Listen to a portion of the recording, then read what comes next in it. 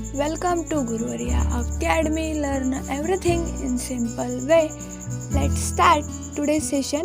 Guides. Institute at work. कोणते institute कार्यरत असतात हे आपण पाहूया. The National Disaster Management Authority was established in 2005. It undertakes planning and implementation of disaster management work. National disaster मॅनेजमेंटची जी काही ऑथॉरिटी आहे ती 2005 इस्टॅब्लिश करण्यात आली आहे आणि त्या अंतर्गत जे काही डिझास्टर मॅनेजमेंटचं वर्क आहे त्याचं प्लॅनिंग त्याचं इम्प्लांटेशन केलं जातं. ऑलवेज रिमेंबर, नेहमी लक्षात राहावा. During a disaster helping and supporting each other is our moral responsibility. हे जे काही नॅचरल किंवा मॅनमेड डिझास्टर असतात ह्यांच्या दरम्यान एकमेकांना मदत करणं ही आपली जबाबदारी असते. Contact them for disaster management. इथे आपल्याला काही नंबर दिले गेले आहेत. आपल्याला डिझास्टर मॅनेजमेंटच्या वेळी त्यांना कॉल करायचा आहे. इथे जे काही नंबर दिले गेलेले आहेत ते सर्व डिझास्टर मॅनेजमेंट करण्यासाठी देण्यात आलेले आहेत. Next, remedial and preventive measure. आता आपल्याला पाहायचं आहे हे जे काही डिझास्टर आहेत त्याच्यासाठी काय रिमेडीज आहेत, त्याप्रमाणे त्यांच्यासाठी आपण कोणते प्रिव्हेन्शन केलं पाहिजे हे आपण पाहूयात. Let us see what precautions we can take before or in the event of a natural or manmade disaster. हे जे काही नॅचरल किंवा मॅनमेड डिझास्टर आहेत त्या काळामध्ये आपल्याला कोणते प्रिकॉशन्स घ्यायचे आहेत हे आता आपण पाहूया. First, keep watching TV and radio news and bulletins. नेहमी बातम्या पाहत चला, त्यामुळे तुम्हाला अपडेट भेटतील की हे जे काही नॅचरल किंवा मॅनमेड डिझास्टर आहे त्यासंबंधी तुम्हाला जी काही इन्फॉर्मेशन महत्त्वाची आहे ती भेटेल. Use battery operated radios and mobiles. त्या काळामध्ये आपल्याला बॅटरी ऑपरेटेड रेडिओज आणि मोबाईल्स यूज करायचे आहेत. Heed the warnings issued by the meteorological department carefully. जे काही मेटरॉलॉजिकल डिपार्टमेंट आहे म्हणजे हवामान खातं आहे त्यांनी दिलेल्या जी काही माहिती आहे किंवा जे काही वॉर्निंग्स आहेत ते आपल्याला तंतोतंत पाळावायचे आहेत.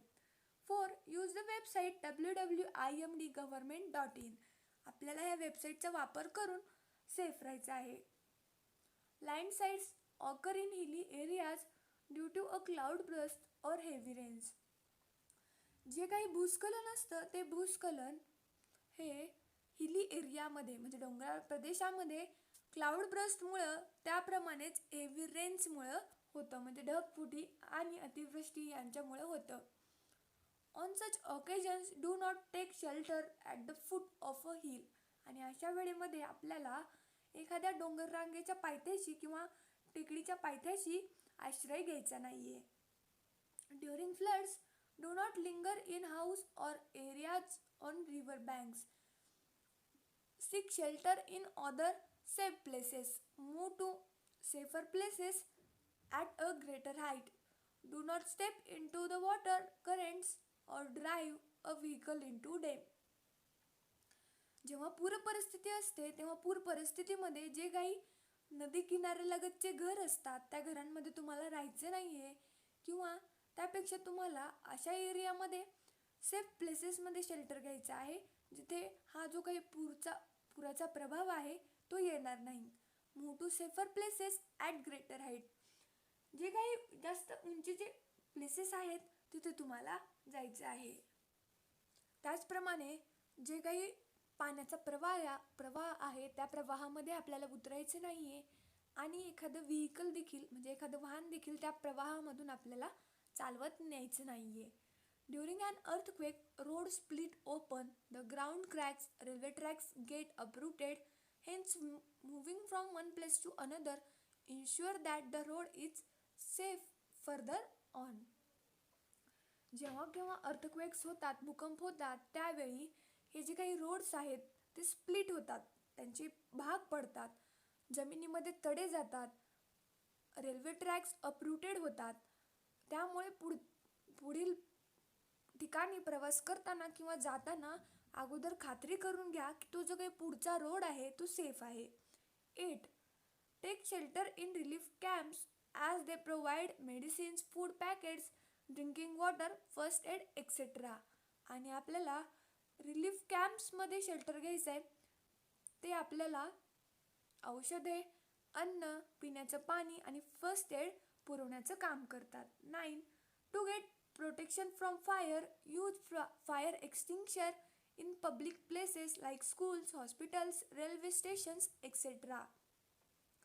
फायरपासून जर आपल्याला संरक्षण मिळवायचं असेल तर त्यासाठी आपल्याला फायर एक्सटिंग्विशरचा जे काही पब्लिक प्लेसेस आहेत जसे की शाळा, हॉस्पिटल्स, रेल्वे स्टेशन्स या ठिकाणी आपल्याला त्यांचा वापर करावयाचा आहे. आता आपण पाहूया फर्स्ट एड म्हणजे काय.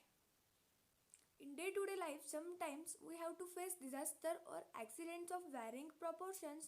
On such occasion, it is necessary to give some immediate aid when before medical treatment becomes available. आपल्या दैनंदिन जीवनामध्ये आपल्याला बरेचसे जे काही छोटे मोठे ॲक्सिडेंट्स आहेत त्यांना सामोरं जावं लागतं.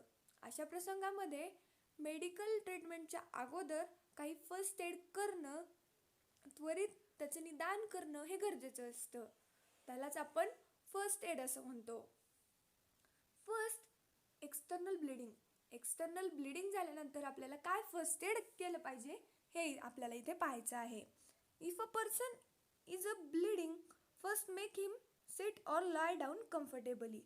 एखाद्या व्यक्तीला जर ब्लिडिंग होत असेल,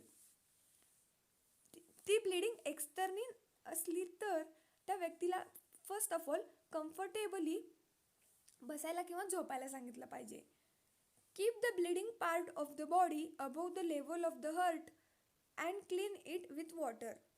जो काही इफेक्टेड पार्ट आहे किंवा ज्या पार्टमधून ब्लिडिंग होते अशा पार्टला बॉडी लेवलपेक्षा, हार्ट लेवलपेक्षा थोडंसं तरी उंचावर आपण ठेवलं पाहिजे आणि तो जो काही इफेक्टेड पार्ट आहे त्याला स्वच्छ अशा पाण्यानं धुवून घेतलं पाहिजे. Second, Burns and scales. हे जे काही बर्न्स आणि स्केल्स असतात त्यांच्या मायनर बर्न्स झाले तर आपल्याला कोणते फर्स्ट एड करायचे आहे ते आपण फर्स्टली पाहूया. The injured part should be washed with water or held under water. जो काही पार्ट इंज्युअर झाला आहे त्याला आपण पाण्यानं धुवलं पाहिजे किंवा पाण्याखाली त्याला धरलं पाहिजे. Give the victim water to drink. आणि ज्या व्यक्तीला मायनर बर्न्स झाले आहेत अशा व्यक्तीला पिण्यासाठी पाणी दिलं पाहिजे. Clean the wounds using a cotton SAP soaked in and antiseptic solution. जे काही वुंड्स आहेत, ज्या काही जखमा आहेत त्या एका कॉटन स्वॅपच्या मदतीने अँटीसेप्टिक सोल्युशनमध्ये भिजवून नीटपणे व्यवस्थितपणे स्वच्छ केलं पाहिजे. Do not apply oily ointment. आणि जे काही वुंड आहेत त्याच्यावरती आपल्याला ऑइली ऑइंटमेंट अप्लाय करायचे नाही आहेत. Cover wounds using dry dressing. आणि जे काही वुंड्स आहेत त्याच्यावरती ड्राय ड्रेसिंगने आपल्याला ते कव्हर करायचं आहे. सिरियस बर्न झालं तर आपल्याला कशा पद्धतीनं फर्स्ट एड करावयाचं आहे ते पाहूया. Firstly we have to give emotional support to the victim. जो कोणी विक्टीम आहे त्याला आपण भावनिक अशा पद्धतीचा आधार दिला पाहिजे. Cover the wounds with sterilised cloth. ते विक्टीमचे जे काही वुंड्स आहेत ते वुंड्स स्टरिलाइज्ड क्लॉथ्सनी कव्हर केलं पाहिजे. Remove jewellery, shoes etcetera if easily possible. जर शक्य असेल तर त्या विक्टीमच्या बॉडीवरचे जे काही ज्वेलरी आहेत, शूज आहेत ते आपल्याला काढायचे आहेत. Do not touch or brush the blisters on the skin. आणि त्याच्या त्वचेवरती जे काही ब्रस्ट आहेत किंवा ब्लिस्टर्स आहेत ते आपल्याला टच करायचे नाही आहेत. Do not apply oily ointment. आणि त्या जे काही वुंड आहेत त्याच्यावरती आपल्याला ऑइली ऑइंटमेंट लावायचे नाही आहेत. Do not try to remove the cloth if it stuck to the burnt skin. जर त्या विक्टीमचे क्लोथ्स त्याच्या ब्रंट स्किनला जर चिटकलेले असतील तर ते काढण्याचा प्रयत्न आपल्याला करायचा नाही आहे. If the patient is conscious give water to drink but avoid tea coffee and other stimulating drinks. जर पेशंट हा शुद्धीवर असेल तर त्याला पिण्यासाठी पाणी द्यायचे. जे काही बाकीचे चहा कॉफी यासारखे उत्तेजक पेय आहेत ते त्यांना द्यायचे नाही आहेत. Get medical aid and once. आणि फर्स्टली आपल्याला मेडिकल एड घ्यायची गरज आहे. आता आपण पाहूया स्काल्ड्स म्हणजे काय. हे जे काही स्काल्ड्स असतात ते एकदम मायनर बर्न असतात. मायनर बर्न म्हणजे हॉट वॉटरमुळे त्याचप्रमाणे सन बर्निंगमुळे झालेले जे काही वुंड्स असतात त्यांना स्काल्ड्स असं म्हटलं जातं. त्यांच्यावरती प्रिव्हेन्शन म्हणून आपल्याला शक्य तितकं आपण अवेअर राहिलं पाहिजे. Third is sunstroke. सनस्ट्रोक म्हणजे काय असतं आता आपण पाहूया. When we work in the sun continuously for a long time, the body loses a lot of water and minerals. That is the reason for sunstroke. काय होतं जेव्हा आपण सातत्यानं उन्हामध्ये खूप वेळेपासून जर काम करत असलो तर आपल्या बॉडीमधलं जे काही वॉटर आहे मिनरल्स आहे त्यांचं लॉस होत असतं आणि त्याच कारणामुळं सनस्ट्रोक होत असतं. त्यासाठी रिमेडियल मेजर आपल्याला दिले गेले आहेत ते आता आपण पाहूया. Patient to the cool place or in the shade. जे काही पेशंट आहे त्याला एका थंड ठिकाणी किंवा सावलीमध्ये घेऊन जायचे आहे. Sponge the whole body with cold water. त्याची बॉडी कोल्ड वॉटरने आपल्याला पुसून घ्यायची आहे. Place the cloth soaked in water on the neck. पेशंटच्या नेकवरती थंड पाण्यात भिजवलेली एक कापडाची पट्टी ठेवायची आहे. Give plenty of water or liquids like sharbats to drink. त्या पेशंटला खूप मोठ्या प्रमाणामध्ये पाणी आणि शरबत यासारखे पेय द्यायचे आहेत. If the patient feels like vomiting make him lie prone that is on his her abdomen with the head turn to one side. जर त्या पेशंटला वॉमिटिंगसारखं होत असेल किंवा मळमळत असेल तर त्याला त्याच्या मानेवरती एका साईडने टर्न करायचं आहे. इथे आपल्याला दिलं गेले त्याप्रमाणे. Get medical help or shift the patient to the hospital. आपल्याला वैद्यकीय मदत मिळवायची आहे किंवा त्या पेशंटला हॉस्पिटलमध्ये तातडीने शिफ्ट करायचं आहे. Fourth is snake bite. Snake bite म्हणजे सर्पदंश. There are nearly 2000 species of snake. जगभरामध्ये आज जवळपास 2000 वेगवेगळ्या सापांच्या प्रजाती आपल्याला पाहायला भेटत आहेत. Of these only a few like cobras, kraits, vipers and sea snakes are poisonous. त्यापैकी फक्त जे काही कोब्रा, क्रेट, वायपर्स आणि सी स्नेक आहेत ते पॉयझनस आहेत. Therefore all snake bites are not fatal. त्यामुळंच जे काही सर्पदंश असतात ते सर्व गंभीर रूपाचे असतात, गंभीर स्वरूपाचे असतात असे नव्हे. However fear causes severe psychological shock which can result in death.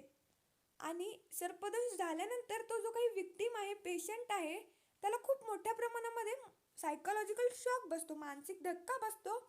त्याचाच परिणाम म्हणून त्या पेशंटची डेथ झालेली आपल्याला पाहायला भेटते. If you come across a snake contact a Sarpamitra rather than killing the snake at once.